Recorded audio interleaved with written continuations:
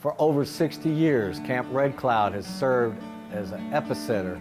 Even though we had the inactivation ceremony of Camp Red Cloud will remain for the foreseeable future until its mission is complete. And remembering Camp Red Cloud, a place that earned its niche in history in the Republic of Korea and the strongest alliance in the world, the ROK-US Alliance. This is where Americans from every state and territory locked arms with our Korean comrades to form this ironclad alliance.